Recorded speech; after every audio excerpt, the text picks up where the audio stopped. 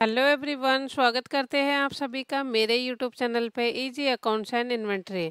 तो आज मैं आपको बताऊंगी कि आप एफएमसीजी के ट्रेड में कैसे आप फर्म क्रिएट कर सकते हैं। अगर आपका स्मॉल सा कोई बिस्किट नमकीन स्नैक्स का रिटेल या होलसेल का बिजनेस है तो उसमें आप कैसे क्रिएट करेंगे वो मैं आपको बताऊंगी इस वीडियो में। तो इसके लिए आपको यहाँ पे लिस्ट ऑफ कंपनी डिस्प्ले हो रही है, इस पे आपको F2 की प्रेस करनी है। F2 की प्रेस करने के बाद आपको यहाँ पे फर्म नेम आपको मेंशन करना है। फर्म नेम है मेरा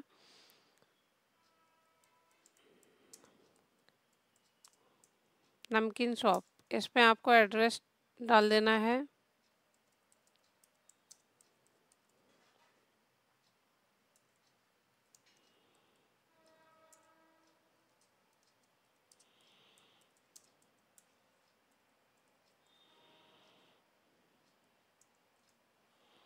फ़ोन नंबर यहाँ पे आप डाल देंगे।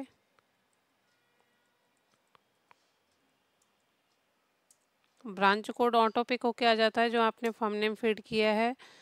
फैक्स नंबर है वो आप डाल सकते हैं। वेबसाइट अगर आपकी अवेलेबल है आप वो डाल सकते हैं। ईमेल आईडी है आपकी कंपनी की वो आप डाल सकते हैं। तो अभी मैं इजी अकाउंट्स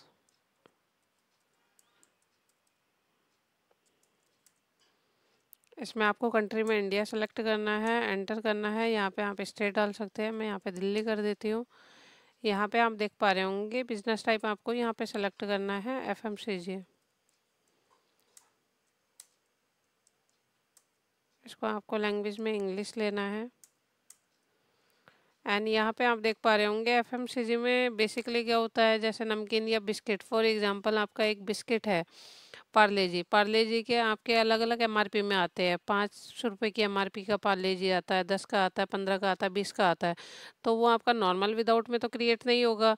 नॉर्मल विदाउट में वो प्रोडक्ट होता है जैसे एज इट इज़ एक बिस्किट आया और आपने सेल कर दिया, उसका कोई एमआरपी मेंटेन नहीं हुआ या बैच मेंटेन नहीं हुआ, तो वो आपका नॉर्मल विदाउट में काउंट होता है। बट अभी जो आपका यूज़ होता है बिजनेस वो आपका सेल्फ सेकेंडरी यूज़ होता है, जिसमें आपके एक प्रोडक्ट के डिफरेंट एमआरपीज़ है और उन सभी के बारकोड अलग है। तो वो आपको क्रिएट करना है सेल्फ सेकेंडरी में। इसके बाद आपको सेव कर देना है। एंड यहाँ पे आप देख पा रहे होंगे कि आपका जो सिलेक्शन है वो कैसे होना चाहिए, सेल्फ होना चाहिए, फीफो होना चाहिए या मैनुअल होना चाहिए। कि जो बैच आया है फर्स्ट इन फर्स्ट आउट ये हो आपका सेल्फ होना चाहिए कि आप सेलेक्ट करेंगे या मैनुअल होगा। तो ये आप एज़ पर रिक्वायरमेंट सेलेक्ट कर सकते हैं। इसके बाद यहाँ पे आपको जीएसटी नंबर डाल देना है। अभी के लिए मैं यहाँ पे 07 कर देती हूँ। इसको मैंने यस कर दिया। एक्सपायरी डेट अगर अवेलेबल है आपके पास में जीएसटी नंबर की तो वो आप डाल सकते हैं। As it is weight number है, आप रीनेम भी कर सकते हैं इस फील्ड को। डीएल नंबर आप यहाँ पे फीड कर देंगे अगर अवेलेबल है। एंड यहाँ पे आप देख पा रहे होंगे कंपनी की आपकी क्या है, रजिस्टर्ड है, कंपोजिशन में है या अनरजिस्टर्ड है। तो वो आपकी जो कंपनी है उसके हिसाब से आपको सेलेक्ट करना है इस पे। तो अभी मेरी कंपनी रजिस्टर्ड है तो मैं इसको रजिस्टर्ड कर देती हूँ। एंड यहाँ पे जो टैक्स का स्ट्रक्चर है वो कैसे रखना है, प्रोडक्ट वाइज रखना है या बिल वाइज रखना है, ये एज़ पर रिक्वायरमेंट आप सेलेक्ट कर सकते हैं। तो अभी मैं प्रोडक्ट वाइज कर देती हूँ। और ये वैल्यूएशन होता है कि आपको कैसे देखनी है और कैसे आना चाहिए। तो लास्ट परचेज के हिसाब से है। जो मेरा लास्ट परचेज होता है, मैंने एक आइटम है, एक आइटम के 4 बैचेस है, 4 में से जो लास्ट बैच है वो मैंने परचेज करा है 100 रुपये का। और उससे पहले मेरे परचेज अलग अलग रेट के थे, 80 के थे, 90 के थे। तो जो लास्ट परचेज है मेरा 100 रुपये वाला वो मेरा मास्टर में अपडेट होगा। तो इसी के हिसाब से आपकी वैल्यूएशन आ रही होगी प्रॉफिट एंड लॉस में। अगर आप डिफरेंट बैच का मेंटेन नहीं कर रहे हैं, कॉस्ट डिफर मेंटेन नहीं कर रहे हैं, तो वो लास्ट परचेज के अकॉर्डिंग आपका आता है। एंड यहाँ पे फाइनेंशियल ईयर का डेट आता है कि आपका जो फाइनेंशियल ईयर है वो आपका किस डेट का बन रहा है। तो 1/4/2024 से 25 बन रहा है। इसके बाद आपको एंटर कर देना है। ये आपका डेटा डायरेक्टरी है, जो भी इस फाइनेंशियल ईयर का बैकअप लिया जाएगा तो उसके अंदर एक फोल्डर होता है मार के अंदर डेटा का, उसके अंदर आपका ये बैकअप जाता है। एंड यहाँ पे आप पासवर्ड डिफाइन कर सकते हैं अगर आप चाहते हैं कि ये कंपनी आपका कोई यूज़र है, ऑपरेटर है, वो ओपन ना कर सके। इसके बाद आप इसको सेव कर सकते हैं।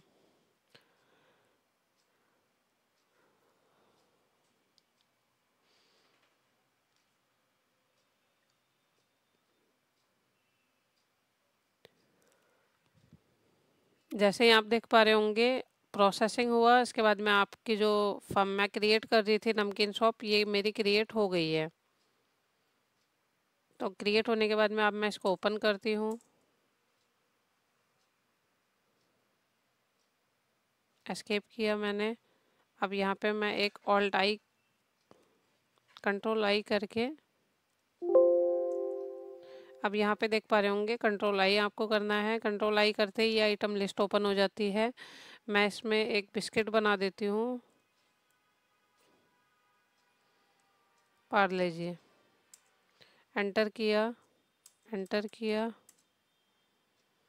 कलर टाइप आप यहाँ पे सेलेक्ट कर सकते हैं, कंपनी आप यहाँ पे सेलेक्ट कर देंगे।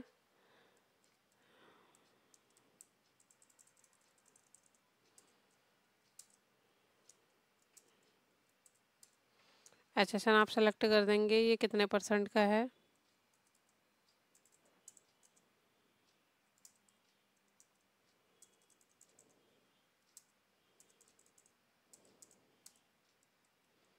MRP आप यहाँ पे डाल देंगे। अभी अगर आपको फिक्स करना है, अदरवाइज़ वो लास्ट परचेज के अकॉर्डिंग पिक कर लेगा। तो इसमें अभी मैं कर देती हूँ 100 रुपये, और इसके हिसाब से मैं कर देती हूँ इसका 90 परचेज रेट, एंड यहाँ पे मैं सेलिंग प्राइस कर देती हूँ 100। इसको कंट्रोल W करके मैंने सेव कर दिया। एंड अब हम पार्ले जी को परचेज कर लेते हैं।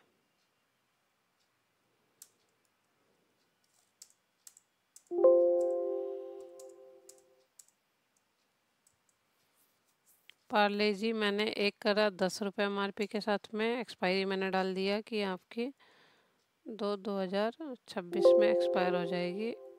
2 क्वांटिटी मैं परचेज कर लेती हूँ।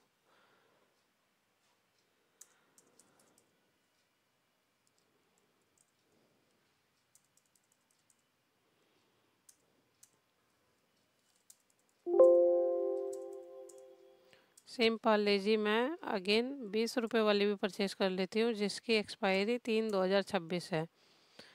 2 क्वांटिटी मैं इसकी भी परचेज कर लेती हूँ।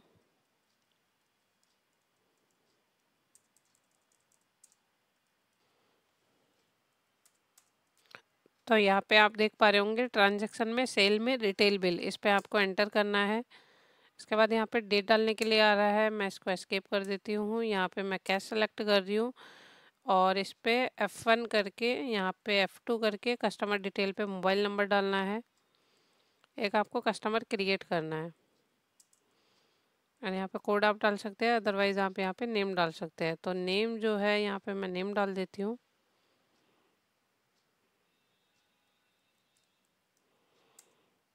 एड्रेस डाल दिया मैंने।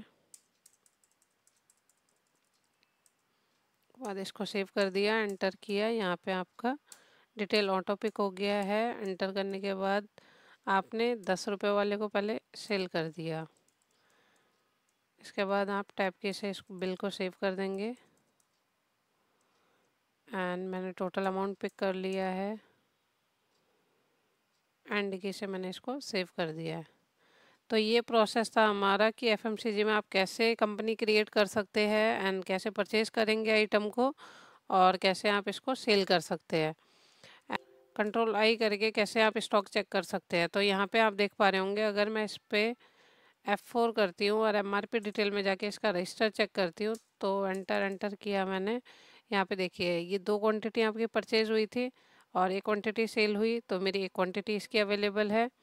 और यहाँ पे अगर मैं एंटर करती हूँ, तो यहाँ पे मेरी 2 क्वांटिटी परचेज हुई थी, तो एज इट इज़ मेरी 2 क्वांटिटी अवेलेबल है। तो टोटल मिला के मेरी पार्ले जी की 3 क्वांटिटी अवेलेबल है।